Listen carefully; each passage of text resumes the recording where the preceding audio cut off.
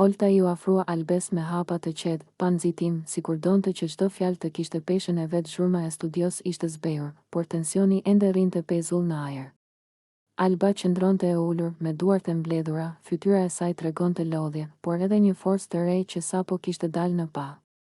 Olta e pa drejtë në sy dhe foli, me atë ton që nuk ishte as qortues, as përkëdhelës, por i drejtë. Ti duhet të bëhesh xheloze, i tha Olta qartë.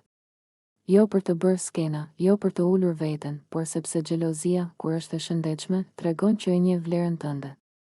Alba ngriti syt ngadalë. Nuk foli menjëherë. Po e dëgjonte, do bëhesh më mirë. Vazhdoi Olta. Shumë më mirë. Sepse ti nuk ke bërë skena në për shtëpi. Nuk ke britur, nuk ke thyer, nuk ke qarë sa për të parë. Ke mbajtur veten. Bravo të qoftë. Fjalët e saj ran but, por fort. Alba mori frym thellë. Ajo e dinte sa e vështirë kishte qenë të mos shpërthente, të mos humbiste kontrollin, të mos binte në grackën e dramës. Shumë vajza, vazhdoi Olta, kur lëndohen, bëhen zhurmë. Ti zgjodhe heshtjen. Dhe heshtja jote foli më fort se çdo skenë. Alba uli kokën për një moment. Brenda saj, mendimet filluan të rridhnin. A kam bërë mirë? A jam mbajtur fort apo jam përmbajtur shumë? Por fjalët e Oltës po i jepnin një përgjigje që ajo kishte nevojë ta dëgjonte. Xhelozia, tha Olta, nuk është gjithmonë dobësi. Dobësi është kur humb veten për dikë tjetër. Ti nuk e humbe veten. Edhe kur të dhembi, nuk e humbe. Ajo ul pranë saj dhe vazhdoi më qetë, ti ke zgjedhur dinjitetin. Dhe kjo nuk është gjë e vogël. Është gjë e rrallë. Alba e ndjeu fytin t'i shtrëngoi. Jo nga lotët, por nga ajo ndjenjë që vjen kur dikush të sheh ashtu siç je vërtet. Pa maska. Parole, ti nuk ke bërë skena në për shtëpi, e përsëriti Olta. Dhe kjo tregon shumë për karakterin tënd. Sepse skenat i bën ai që do vëmendje.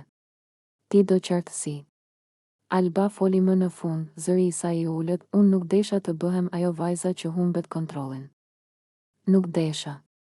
Dhe nuk u bëre, ja ktheu Olta menjëherë.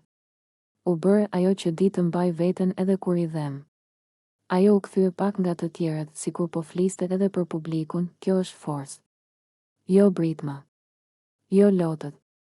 Forcë është të rish drejt kur dikush tenton të ul. Alba ndjeu diçka që po qetësohej brenda saj. Një lloj paqeje që nuk kishte ardhur nga fitimi i debatit, por nga pranimi i vetes. Do të vinë momente, vazhdoi Olta, kur do ndihesh xheloze. Është normale. Je njeri. Por tani e di si ta mbash atë xhelozi brenda kufive të tu, pa u shkatëruar. Ajo e shikoi Alben me një buzëqeshje të lehtë, dhe kjo është arsyeja pse them, bravo të qoftë. Alba mbylli syt për një sekondë. Kur i hapi sërish, kishte një qetësi të re në shikimin e saj. Jo sepse çdo gjë ishte rregulluar, por sepse ajo kishte zgjedhur veten. Në atë moment nuk kishte më nevojë për shpjegime, për debate, për përplasje. Ishte një çast ku fjala mbaje veten nuk ishte më këshill, por realitet, dhe Alba e dinte, pa skena, pa britma, pa humbur veten, ajo kishte dalë më e fortë.